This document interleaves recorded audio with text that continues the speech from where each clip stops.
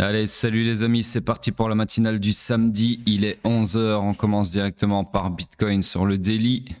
Laissez-moi juste cacher ceci, qui n'a rien à faire sur le daily. Voilà. Donc, structure swing, toujours haussière. Structure interne, qui est ici, toujours haussière également. Order flow, toujours haussier également. On est toujours fully aligned à la hausse. Pour le moment, on cherche des longs, uniquement des longs. Et pour ce faire, on a deux scénarios ici, d'accord, qui sont toujours valides, tous les deux. En bleu sous vos yeux. Voilà, à part ça, rien de plus à dire. On passe sur le H4. Sur le H4, structure swing toujours haussière, structure interne toujours baissière. L'order flow est présentement baissier. Donc nous sommes dans le high run final du swing pullback. On cherche donc des shorts. C'est moi cacher d'abord ce qui n'appartient pas au H4. Je pense ceci. Et c'est tout. Donc voilà, en gros là il se passe rien depuis plusieurs heures, même jour. Donc toujours sur un order flow baissier, mais toujours rien à short en termes de POI, puisque dans ce price action qui est 100% efficient, c'est-à-dire il ne laisse aucune imbalance, eh bien il n'y a pas de POI, il n'y a pas de supply à short, d'accord? Donc là on cherche des shorts, mais rien à short, donc structure morte, et on passe sur le M15. Sur le M15 je dézoome, structure swing toujours haussière. Ma structure s'agrandit comme ceci, plutôt s'allonge, hop, comme ceci. Structure interne, regardez, donc ça c'était baissier, donc, oups, attendez. Non, il n'y a pas eu de clôture, par contre ici on a eu un grab de liquidité. C'est moi juste zoomer ça. Grab de liquidité comme ceci, suivi d'un deuxième grab de liquidité si je ne m'abuse. Non, ici je pense que c'est des parfaits equal low. Laissez-moi regarder le prix. 313,6 et 313,1. Donc au final, non, il n'y a pas de sweep de liquidité, c'est des relative equal low. Donc c'est une poche de liquidité à prendre. Sur ce, tout ça pour dire quoi? Tout ça pour dire que il est où mon order flow? Il est baissier. Donc nous sommes dans le iron final. Alors ici c'est un peu aplati parce que à cause du zoom, donc je vais vous le refaire. Comme ceci, ça va être plus visible. Donc en gros, dans cette structure, alors c'est ici qu'il faut avoir l'œil, hein, pour là, les gens qui n'arrivent pas à baliser le price action, ils sont perdus, d'accord? Ils se disent putain, manipulation, haut bas, blablabla. Sauf que quand vous balisez ça avec la structure interne, dans ce cas de figure, vous avez donc une structure. J'essaie de vous faire ça bien, mais putain. Parce qu'il y a mon clavier qui me fait chier. Hop. Donc, je recommence. Vous avez une structure ici, oups, plutôt comme ça, qui est baissière, d'accord? Et l'order flow qui est également baissier.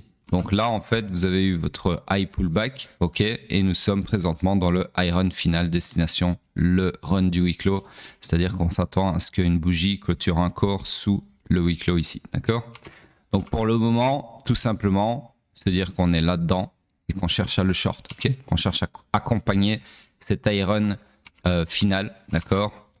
Donc nous sommes dans le high run final du swing pullback, du swing pullback, ok? En gros, on cherche des shorts et malheureusement ici dans le price action que vous voyez ici, il n'y a aucun POI à shorter, d'accord? Donc encore une fois, comme sur le H4, on se retrouve dans une structure morte.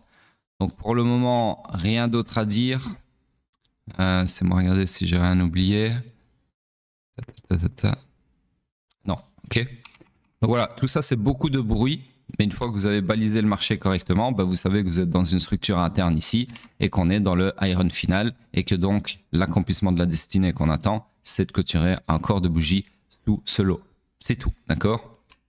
Et d'ailleurs ici, si vous regardez, si je vous refais même un replay, c'est intéressant, en tout cas pour les élèves, dans cette structure interne baissière, comme ceci, après son high BOS ici, c'est quoi son but dans la vie à cette structure interne baissière? C'est de faire un high pullback qui peut aller maximum jusqu'au haut protégé et ensuite de clôturer un corps de bougie sous le week low ici et qui est accomplissement de sa destinée, d'accord?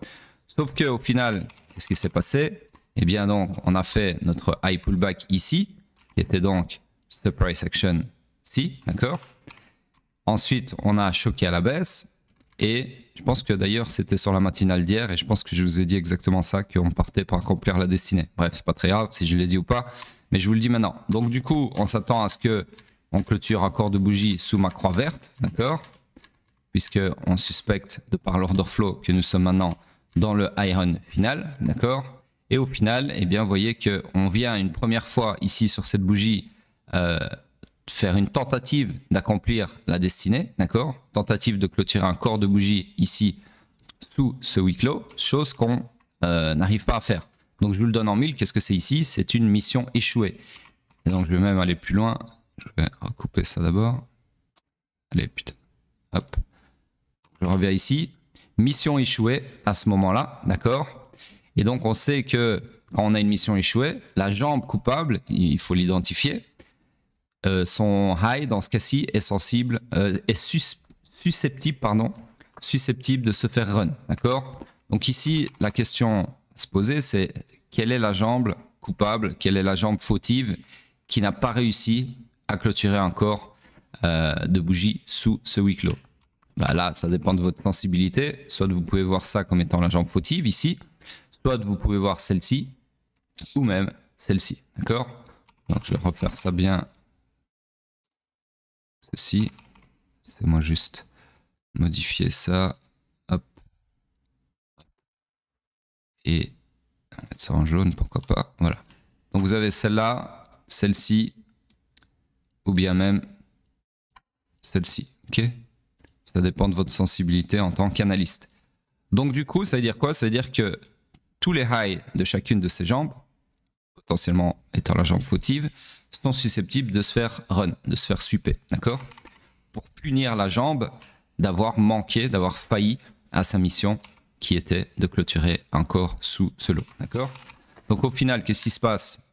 Ici, le premier lot est super, donc là il est puni, d'accord? La première jambe est punie, en tout cas la plus courte de toutes. Ensuite, qu'est-ce qu'on a? Deuxième tentative d'accomplir la destinée, puisque encore une fois ici, vous voyez qu'on vient super le week low ici, mais on n'arrive pas pour une deuxième fois consécutive à clôturer un corps en dessous. Donc du coup, on peut se dire qu'ici, on a encore une jambe, une mission échouée, pardon, et donc encore une jambe coupable, qui est celle-ci, et du coup, encore un high qui est potentiellement susceptible de se faire punir, d'accord? Au final, qu'est-ce qui se passe après? Eh bien, je vous le donne en mille. On vient non seulement punir ce nouveau high-là, cette nouvelle jambe fautive, et celle d'avant, qui était aussi une des jambes plausibles, d'accord? Et ensuite, alors on a presque été punir celle-là aussi, mais on ne l'a pas fait, d'accord? On n'est pas obligé de le faire, hein, on est obligé de rien faire du tout. Et au final, on est revenu ici, dans le price action actuel, qui n'a pas fait grand-chose depuis, puisque, c'est moi aller jusqu'au bout, voilà. Puisque au final, depuis les deux missions échouées ici et ici, et la punition de tous les highs ici, qui sont associés, eh bien le prix est dans du complexe pullback compris entre le haut et le bas de cette jambe de baisse, d'accord? Qui n'a rien fait du tout, qui n'a rien accompli du tout, puisqu'elle n'a ni puni la dernière jambe fautive ici, et elle n'a ni refait une tentative d'accomplir sa destinée interne, d'accord? Donc là, en gros, tout ce price action là, il se passe rien de concret, ok?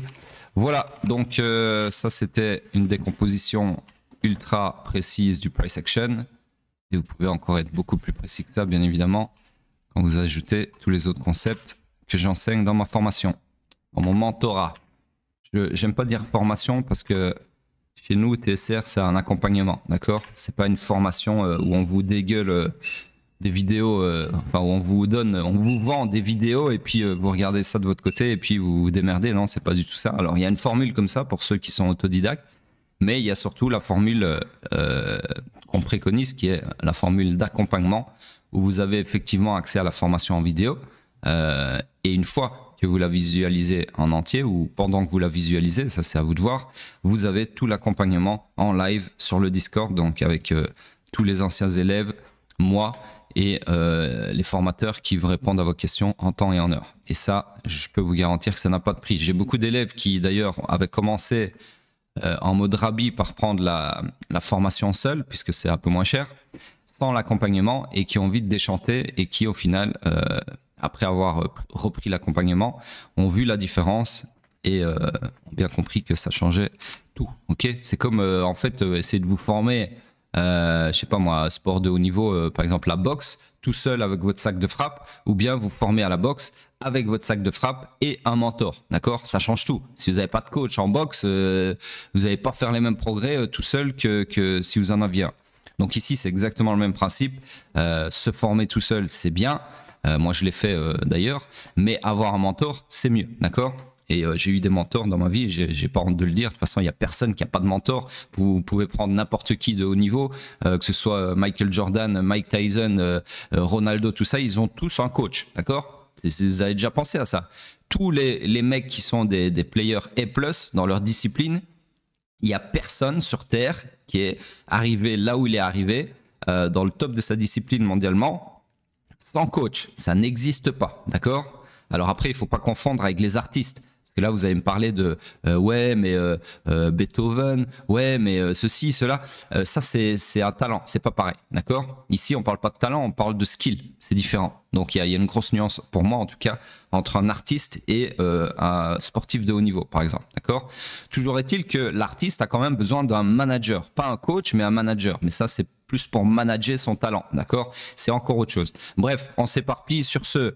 je sais plus pourquoi je vous parlais de ça, mais bref, voilà. Ouais, donc pour clôturer l'analyse du Bitcoin, donc du M15.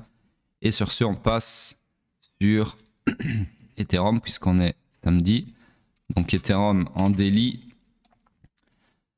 Alors, laissez-moi regarder. Tac, tac, tac. Structure swing toujours haussière. Structure interne toujours baissière. Et order flow baissier également. Donc là, on est toujours dans mon scénario, jusqu'à preuve du contraire, et il n'y a pas de scénario intermédiaire qui se soit manifesté entre temps. Donc là, pour le moment, le supply a bien fait son job, il a bien rejeté plusieurs mitigations, enfin une mitigation, ouais, une seule ici, d'ailleurs avec une très belle bougie marteau inversée. Donc voilà, là c'est soit on continue ce segment-là, soit on va valider le supply, mais bien évidemment en termes de scénario à haute probabilité, on guette ceci, okay, puisque l'order flow est baissier. En plus de ça, ça fait suite à un superbe liquidity grab ici, qui a niqué tous les mecs qui étaient short ici un peu trop tôt. Donc voilà, c'est pour le moment, je ne peux pas être bullish sur Ethereum, d'accord? Je ne peux plus être bullish sur Ethereum. Sur ce, et ce depuis le retournement de l'order flow, tout simplement, ok? Sur ce, on passe sur le H4. Le H4, lui, baissier. Donc ici, ma structure s'est agrandie, comme ceci. Donc structure swing toujours baissière.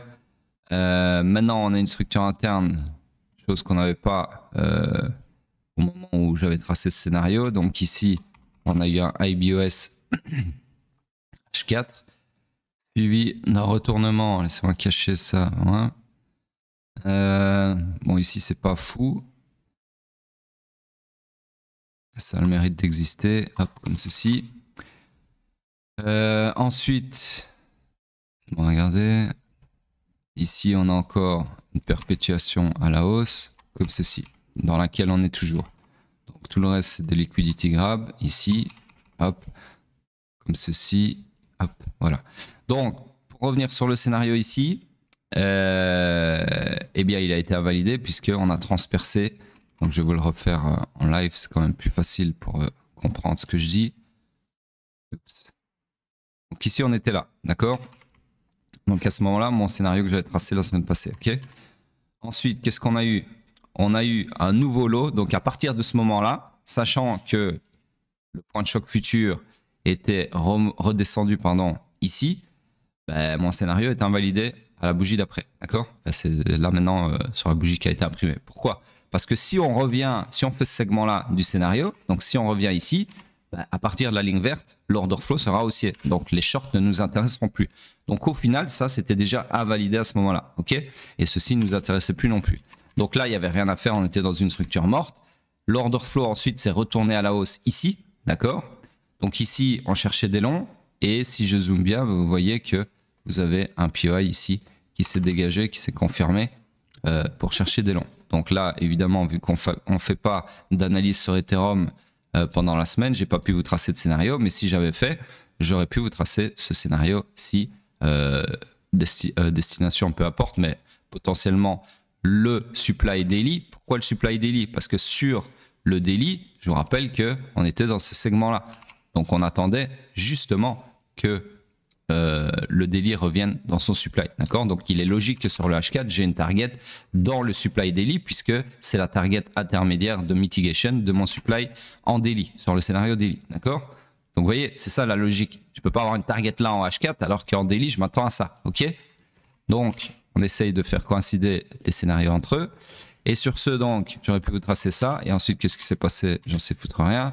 Donc là, ici, voilà, mitigation. Alors regardez, j'ai été un peu trop vite, mais malheureusement, mitigation via un order flow, un changement d'order flow à la baisse. D'accord? Donc à ce moment-ci, bah oui, on est dans le segment de mon scénario, dans le segment de mon scénario haussier, mais l'order flow est baissier. Donc là, c'est soit vous dites, bah moi, je m'attends à ce que ce changement d'order flow soit simplement un changement d'order flow pour faciliter la mitigation de ma demande et donc vous attendez à ça, donc toujours le scénario haussier malgré l'order flow baissier, ou alors vous êtes mécanique, vous vous dites bah moi ça m'intéresse plus les longs puisque on est sur un order flow baissier.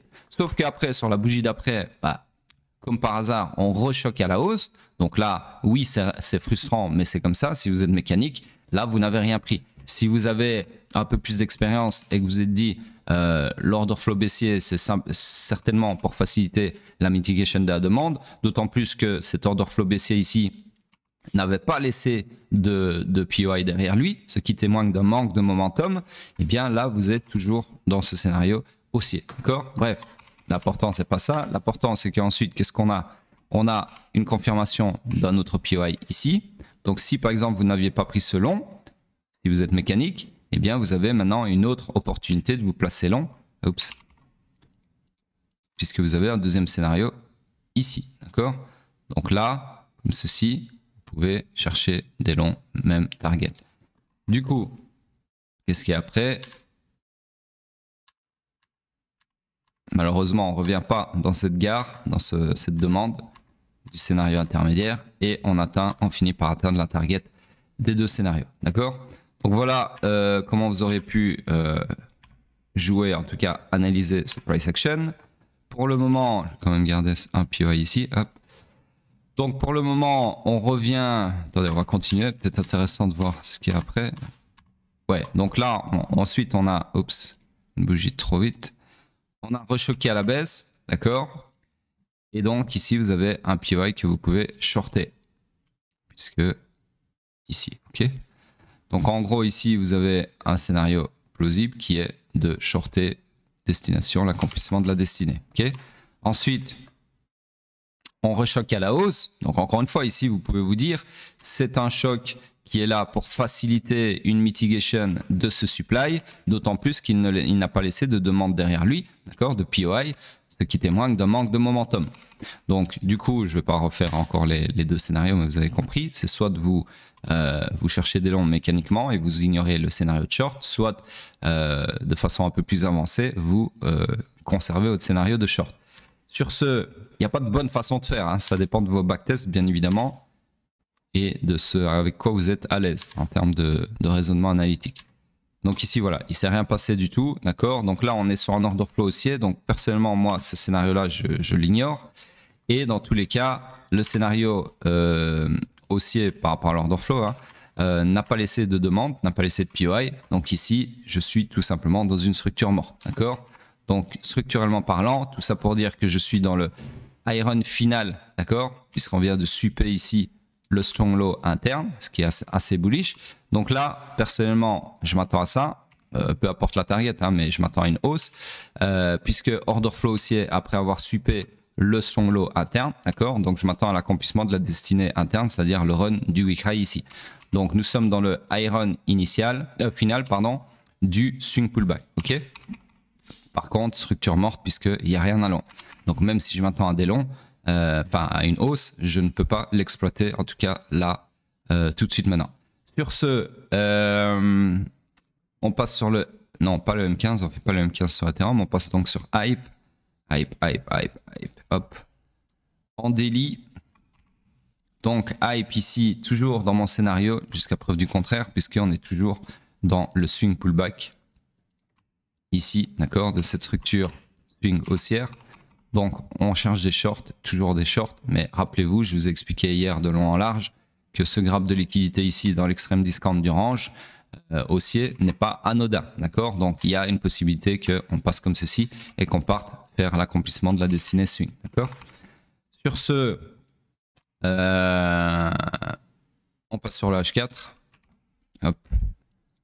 Donc sur le H4, structure swing baissière, structure interne, elle est ici haussière, d'accord. On est toujours dans la même. Ici, order flow baissier, donc nous sommes dans le high pullback, pas besoin de se compliquer la vie, du swing pullback, d'accord. Donc on cherche des shorts, malheureusement dans ce price action ici qui est à 1000% efficient, malheureusement pour nous. Il n'y a jamais eu de POI depuis, suite à l'order flow baissier. Donc du coup, on cherche des shorts depuis qu'on est sur un order flow baissier, mais il n'y a jamais rien eu à short, d'accord. Et d'ailleurs, quand il n'y a pas de POI, eh bien, c'est de la liquidité qui s'accumule, ok. Et donc là, il y a une possibilité que le market maker aille chercher toute cette liquidité qu'il a engineeré, qu'il a accumulée, d'accord, pendant tout ce temps, pendant ces derniers jours, ou pas. Bref, pour le moment, c'est pas le scénario auquel on doit s'attendre, puisque en termes de probabilité, on est sur un order flow baissier, donc ce qui est le plus probable, c'est des shorts, ok. C'est juste qu'on n'a rien à shorter. Sur ce, structure morte sur le H4 et on passe sur Bitcoin en weekly. Hop, hop. Donc en weekly, si je ne m'abuse, toujours au point mort puisqu'on n'a toujours pas sweepé ni le haut ni le bas de la semaine passée. Donc personnellement, pour moi, on est toujours dans ce segment-là de mon scénario. Ok, on n'a malheureusement pas fait de mitigation ici, mais on n'est pas obligé de le faire non plus. Et sur ce, rien d'autre à dire. On passe sur la dominance. La dominance qui, elle, continue de grind up. Rien de plus à dire non plus que ce que j'ai déjà dit tous les jours de la semaine. Et sur ce, je vous dis à plus tard. N'oubliez pas de laisser vos commentaires et n'oubliez pas de retweeter le tweet annonciateur de la matinale afin que cette chaîne grandisse. Sur ce, je vous dis à plus tard.